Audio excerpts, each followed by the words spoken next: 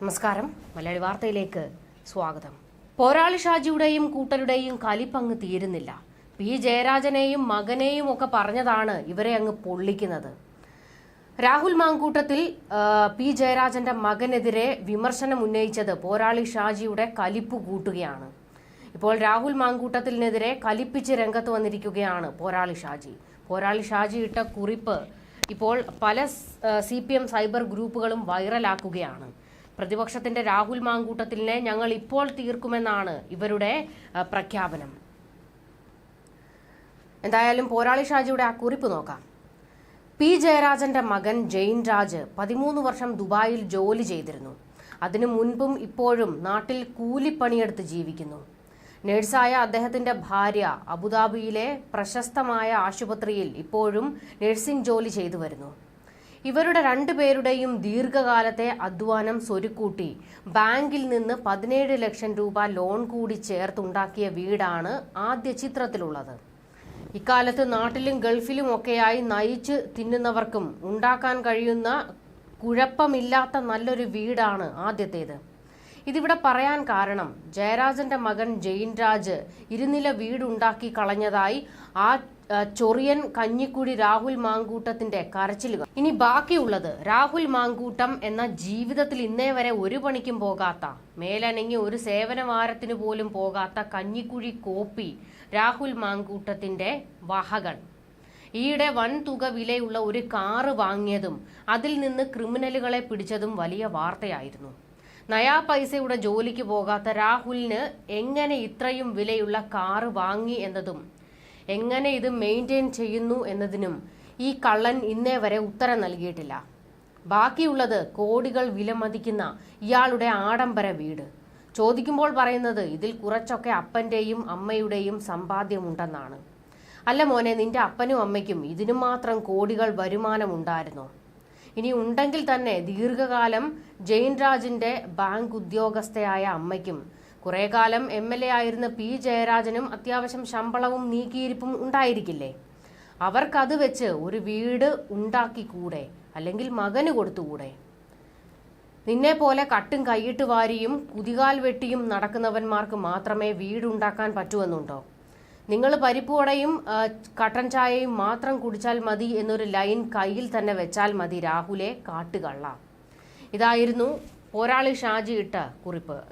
ഈ കുറിപ്പിന് മുൻപ് ജെയിൻ രാജിന്റെ വീടും പിന്നെ രാഹുൽ മാങ്കൂട്ടത്തിന്റെ വീടും രാഹുലിന്റെ വാഹനവും ഒക്കെ പോസ്റ്റ് ഇട്ടുകൊണ്ടാണ് പോരാളി ഷാജി ഇത്തരത്തിലൊരു കുറിപ്പ് പങ്കുവച്ചത്.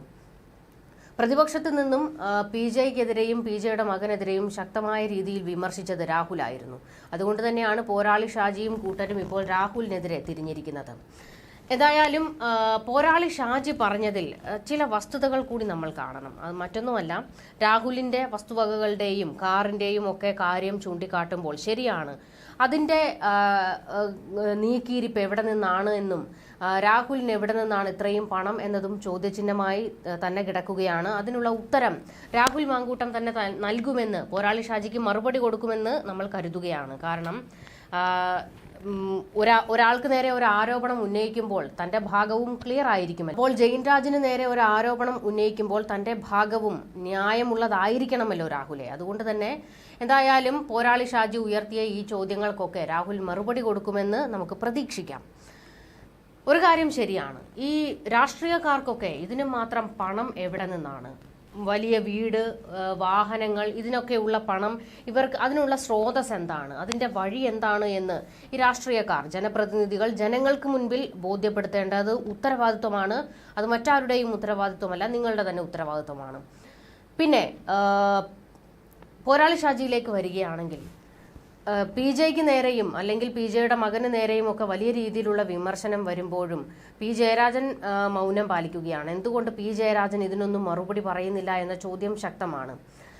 പാർട്ടിക്ക് നേരെയല്ല ആരോപണം വന്നിരിക്കുന്നത്, പി ജയരാജന് നേരെയാണ്, പി ജയരാജന്റെ മകന് നേരെയാണ്. അതും വെറും ഒരു ആരോപണമൊന്നുമല്ല, സ്വർണ്ണക്കടത്ത് പൊട്ടിക്കലുമായി ബന്ധപ്പെട്ട വലിയ ആരോപണമാണ് ഉയർന്നിരിക്കുന്നത്. എല്ലാ കാലത്തും CPMനെ കുടുക്കിയിട്ടുള്ളത് ഈ സ്വർണ്ണക്കടത്ത് സംഘങ്ങളും കൊട്ടേഷൻ സംഘങ്ങളും ഒക്കെയായുള്ള ഇവരുടെ ബന്ധം തന്നെയാണ്. ഇതിനൊരു അറുതി വരുത്തേണ്ടത് ഇവരുടെ തന്നെ ഉത്തരവാദിത്വമാണ്. അതായത് പാർട്ടിക്ക് നേരെ ഇത്തരത്തിൽ വലിയൊരു ആരോപണം വന്നു നിൽക്കുമ്പോൾ എന്തുകൊണ്ട് പാർട്ടി സെക്രട്ടറി ഇതിൽ ഇടപെടുന്നില്ല? പാർട്ടി സെക്രട്ടറി എന്തുകൊണ്ട് മറുപടി പറയുന്നില്ല, മൗനം പാലിക്കുന്നു? ഇവർക്കെതിരെ എന്തുകൊണ്ട് നടപടി എടുക്കുന്നില്ല എന്ന ചോദ്യം ശക്തമാണ്. നമുക്കറിയാം, കഴിഞ്ഞ ദിവസം MV ഗോവിന്ദൻ മനു തോമസിന്റെ ആരോപണവുമായി ബന്ധപ്പെട്ട് മാധ്യമങ്ങൾ ചോദ്യം ഉന്നയിച്ചപ്പോൾ MV ഗോവിന്ദൻ പറഞ്ഞ മറുപടി, ഇതിനെക്കുറിച്ചൊന്നും എനിക്കറിയില്ല, ജില്ലാ സെക്രട്ടറി ആയിട്ടുള്ള MV ജയരാജനോട് ചോദിച്ചാൽ മതിയെന്നാണ്. അതെന്ത് മറുപടിയാണ്? കണ്ണൂരിലെ കാര്യം MV ജയരാജനെ മാത്രം ബാധിക്കുന്ന വിഷയമല്ലല്ലോ. അവിടുത്തെ പാർട്ടിയിൽ ഉണ്ടാകുന്ന ആരോപണങ്ങൾക്കും മറുപടി പറയേണ്ട ഉത്തരവാദിത്വം പാർട്ടി സെക്രട്ടറിയായ MV ഗോവിന്ദനുണ്ട്. എന്നാൽ MV ഗോവിന്ദൻ ഇതിൽ നിന്നെല്ലാം കൈകഴുകി മാറി നിൽക്കുകയാണ്. കണ്ണൂരിൽ ഇപ്പോൾ നടന്നുകൊണ്ടിരിക്കുന്ന അടികൾക്കെല്ലാം, അതായത് പാർട്ടിക്കുള്ളിൽ ഉയർന്നുകൊണ്ടിരിക്കുന്ന കലാപത്തിനെല്ലാം മറുപടി പറയുന്നത് CPMന്റെ സൈബർ ഗ്രൂപ്പുകളാണ്. അതായത് പോരാളി ഷാജി, ചെന്താരകം, ചെങ്കതിർ തുടങ്ങിയ സൈബർ ഗ്രൂപ്പുകളിൽ നിന്നൊക്കെയാണ് മറുപടി വരുന്നത്. എന്നാൽ പാർട്ടി തന്നെ ഈ ഗ്രൂപ്പുകളെ തള്ളിപ്പറഞ്ഞിട്ടുമുണ്ട്. ഇതിൽ ബഹുകേമം എന്താണെന്ന് വെച്ച് കഴിഞ്ഞാൽ, ഈ P ജയരാജന് തന്നെ ഒരു ഘട്ടത്തിൽ ഈ പാർട്ടി ഗ്രൂപ്പുകളെ തള്ളിപ്പറയേണ്ട ഗതികേട് വന്നിട്ട്, തന്നെയുമല്ല P ജയരാജനെയും P ജയരാജന്റെ മകനെയും താങ്ങി രംഗത്ത് വന്നിട്ടുള്ള പോരാളി ഷാജി എന്ന ഗ്രൂപ്പിനെയും ആകാശ് തില്ലങ്കേരിയും ഒക്കെയായും തനിക്ക് ഒരു ബന്ധമില്ലെന്നും അവരെയൊന്നും എനിക്ക് അറിയത്തില്ല എന്നും ഒക്കെ പറഞ്ഞത് P ജയരാജന്റെ മകൻ ജെയിൻരാജ് തന്നെയാണ്. എന്തായാലും വലിയൊരു പ്രതിഷേധമാണ്, അല്ലെങ്കിൽ വാഗ്വാദമാണ്, സൈബർ ഇടത്തിൽ തീ കത്തുകയാണ് ഈ വിഷയത്തിൽ.